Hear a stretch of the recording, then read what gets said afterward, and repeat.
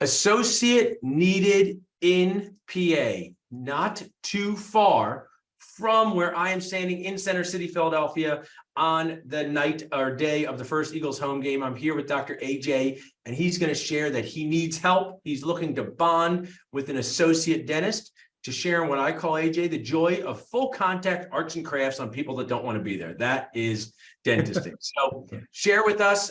You've been a Nacho fan for a while. I've seen you post. You're related to one of my favorite dentists, Dr. Christian Reinecker. So tell us about your position and why you're looking for a dentist. Yeah, thank you. We are located in Wyomissing, Pennsylvania. It's kind of a suburb of Reading, Pennsylvania, so about an hour outside of Center City, Philadelphia. Looking for a great associate to come join us full time. I bought this practice about a year ago, and it's very busy, has a great reputation. There's currently 2 dentists that work there now. One of them is the founder of the practice. He's been there for probably 40 years or so, and just brought on another great dentist about 2 or 3 months ago. So we're trying to prepare for Dr. Shuttlesworth's retirement. And I think the practice is just ready to rally behind, the next great dentist that wants to come in and put some roots down and, practice really great dentistry. Awesome reason for that. I always say the why an office needs an associate. When I was searching for an associate a few years ago, it's because our associate was moving across the country for a good reason. So for my Nacho audience and Job Connect audience, replacing an existing associate for a good reason, no matter what age they are, it sounds like this dentist has put in 4 decades of dentisting, and he deserves to Uber off into the sunset with his handpiece and put it down, right? We all deserve that in our careers. Exactly. He's a great guy. And, I think the reputation this practice has in town speaks for itself. And it's just a great place that, we want to keep adding to, rather than, need to go in there and make all these crazy adjustments. It's a really well-run do a model similar to what my brother and I do. So we talked about, where is this? A suburb of Reading, about an hour from Center City, Philadelphia. Why you're looking for an associate to prepare for the retirement of the associate where you bought the practice from, which means there is a schedule of patients to take over. Now, then my next one is the what. I'm a dentist, you're a dentist. If you were applying for a job, they might say you can make great money, you can be mentored, you can be in a great culture, but I would be like, hey, what do you want me to do every day? What are the procedures you want me to do? So is this restorative dentistry and extractions? Endo, tell us a little about the what on a day-to-day basis for this associate. Yeah, I think that's a great question. And I would say that this practice is not doing anything fancy. We're not placing implants. We're not, doing anything that we don't feel like we can do better or, than the specialists that we work with. So I would say a majority of it is, really great basic restorative treatment, fillings, crowns, removable, full dentures, partials. There is a great implant present in this office. I think one of the standards of care that we have to replace teeth is with implants. We work with an oral surgery group here. That's awesome. They take care of that side of it for us, and then we do a lot of the implant restorations. They're also very skilled in full mouth rehab, all on 4 new teeth today. Stuff like that. So that's becoming more prominent. I love that. I mean, I'll pause for my favorite thing ever, nachos, which I call implants. So I call tacos teeth, AJ, because they break and become nachos, right? Just like teeth and implants. So it's pretty on-brand analogy. And I think it's a really awesome thing you're sharing, because I don't know how someone would explain a back tooth bridge to someone and think it made sense, right? I'm missing 1 tooth. What are we going to do? We're going to mow down the other 2 teeth on either side. Why? Is there anything else we can do? Yes, we could not touch them at all, not damage them. So I think it's really cool to be in that type of environment, because it's an opportunity for a dentist of any age or stage, but especially someone maybe newer in their career, to really stay up to date on one of the best healthcare inventions that I share of all time, right? Dental implants, I believe, are one of the best healthcare inventions of all time, from holding dentures in to restoring smiles. So that was just my 60-second rant on implants. Feel free to add to it if you'd like. No, I totally agree. I think, again, we look at that now as kind of the golden standard for tooth replacement. So, that's really developing and taking off there. We also have a really strong perio program. Different practices that I've been involved in, I haven't felt so confident that that was a priority. And, we look at that side of things as being as equally as important as, Yeah. restoring the teeth. If that foundation's not healthy, we're going to have some problems. So we work really closely with our hygienists. Again, they help us maintain that really strong hygiene program. And that's a big part of what we do as well. I love that the way I motivate patients to move forward. Another word for sell with that is I say to people, do you like coming to the dentist? They say no. I go, not surprised. I say, well, you should see us for as many cleanings as possible, because if you don't like going into our chairs, go into that hygiene chair as often as, and it actually has an impact on them, because we're not the normal patient. We know too much, right? And our patients know, are they going into the hygiene chair or the full contact arts and crafts chair? So I actually aware and scare them by saying, if you don't like coming here, which is all of you, come for as many hygiene visits as possible. And I really respect that, because putting a strong perio program in place is admirable, but I also know it takes a lot of effort. Yeah. I think that's the balance we're always trying to find, being as conservative as we can, but also as proactive as we can. And that comes with, education and, the hygiene program we have. And, we need to be available to present different options and be able to restore their, needs as well when it comes to teeth and stuff like that. So I love that. Now, when did you graduate from dental school? I graduated in 2006. Yeah, I'm 2002. So I don't know if you've noticed, but dental schools become a lot more expensive since we went to dental school, right? Why? I don't know, giant scam between the government and higher education, but we'll deal with that later, okay? But currently, let's deal with our people, who we were in 2002 and 2006.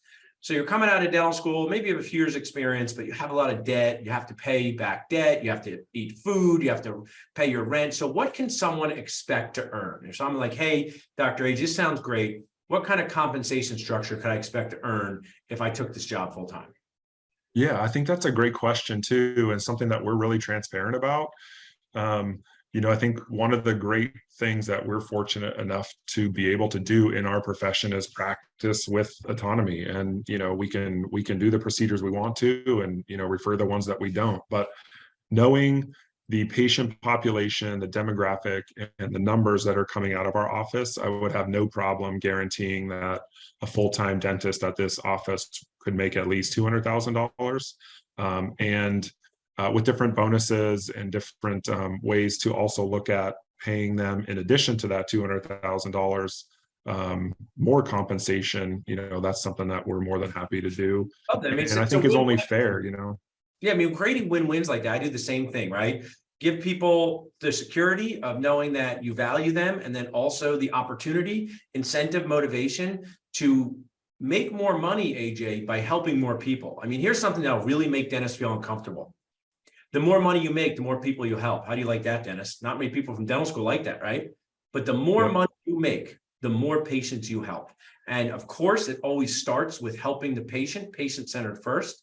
But profitability, since we are private practices, is so key. And I just think it's so important to be loud about how important it is to pay attention to optimal clinical care and running your business, right? Because if you go out of business, you cannot do any crown preps, right? So I really admire that for you guys, where you have the numbers, you have the data. So people can text AJ to 215-543-6454. People can go to dentistjobconnect.com to apply for this awesome position where you're replacing a dentist that is retiring for a good reason. So we talked about where the job is, AJ, why you need the associate, what procedures, how they'll be compensated. But I like to bring this. There's two things I want to go over last. One, dentists are people too. Not many people think we're people. I'll explain. People come into our operatories and say, I just want to let you know, I hate the dentist. And I want to say, I just want to let you know, you could have kept that in your head, right? I said, nobody, you have to say that, right? But dentists are people too, and we need to have lives outside of crown preps. So if someone was taking this job, it was a younger AJ, what would you do for fun outside the operatory? Maybe where would you live? Would you live in Center City and commute? Would you live in the suburbs? And then more, if someone was moving here from Nebraska because their spouse has a residency at Pennsylvania Hospital and they're going to take this job, what fun things are there to do in the area? Yeah, I think the Reading area is really nice. There's definitely parts of it that are up and coming, new restaurants. There's a cool area called West Reading that, again, I think is kind of has the vibe to a younger demographic. I don't want to say bars, but restaurants and different areas where just kind of the whole street is a fun spot to hang out. There's a lot of nature stuff around here, Blue Marsh Lake, a lot of great hiking, for outdoors people. And I think, the obvious benefit of being so close to Philadelphia, my wife and I and our kids, we go there all the time. It's a pretty easy trip. I think the right person has to figure out if commuting from, Center City to here, it fits in their lifestyle. I know I have 4 kids. I wouldn't want to do that every day, but I've worked with different dentists who, are much younger than me and, maybe are, their social life and the people they hang out with is more, geared You know what towards. I'll share is, I commuted for years, but back in the day, all there was sports talk radio. So I just listened to Angelo Cataldi, but now you have podcasts, we have CE. So, and also dentists are dramatic people. I don't know why, maybe because our dental school training is toxic. Oh yeah, that's why. But you could commute for fun or commute for work, right? Like you could live in the Reading area, enjoy that and commute on into Philadelphia and do some things, or you could live in Philadelphia and commute out to Reading or in between. And I think what you shared was key. This area, I mean, I know I'm a huge fan of this, we're in the Eagles sweatshirt, but it's such a great area to be in. I mean, Philadelphia in the area is just one of the greatest places, I think, to live anywhere. I mean, from the restaurant scenes to the culture, to the museums, to the people that you can connect with. So I know that, people can come and have nachos with me at Alvez at any time, AJ. So that's a plus. I'm going to be here. So you've gone over all these things, but yesterday I interviewed a multi-practice owner like us. And she said something great at the end. I want to ask you. We talk about money, right? We talk about culture. We talk about great patient care, but mentorship. I mean, you got a little team there like me, my brother and I are dentists. What kind of mentorship is available for this job? What kind of, someone takes this job, they literally don't know which impression coping to use. They literally don't know how to deal with a patient who says they look too young. How do you guys have their back in helping them? I think that is probably one of the biggest keys to onboarding anyone, whether that's someone at the front desk, an assistant, a hygienist, and certainly an associate. We want anyone who joins our team to feel supported from day one. I think there's a lot of great information that we can provide with, an onboarding kind of course that we created, our hygiene manual, different things like that. Again, I want anyone that comes to work with us to feel comfortable. And I think mentorship fits in there in a way that I want to be approachable. I'm willing to help with anything. You could ask me any questions. Some people, don't want people in their business, but, I think that we all can sympathize with what it feels like to come out of dental school and not really know, what real world dentistry looks like and feels like. And just want to be that person for someone, whether that is a lot of involvement or not.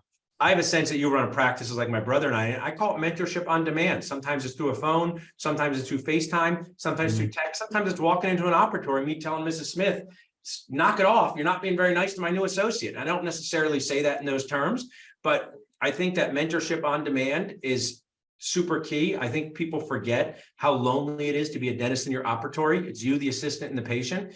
And you have 4 kids, I have 2 kids. And when we were new parents, it's like, was this normal, right? And when someone could tell you this was normal with your kid, you go, oh, great. And then sometimes they tell you this wasn't normal. Maybe you have to take your child to the doctor. And I think that's how these new dentists view their careers.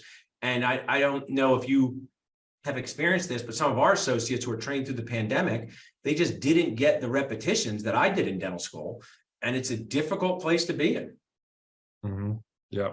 And I know that this practice and who we are and who we would show up for, our team, again, whoever that is, would be more than willing to help, in any way that we could. Mentorship on demand, I guess, is a great way to put it. Yeah, and that is something from 2 medium-aged dentists. We're medium-aged dentists, Mads. It's that's something that doesn't show up on the proverbial stat sheet of an employment contract, right?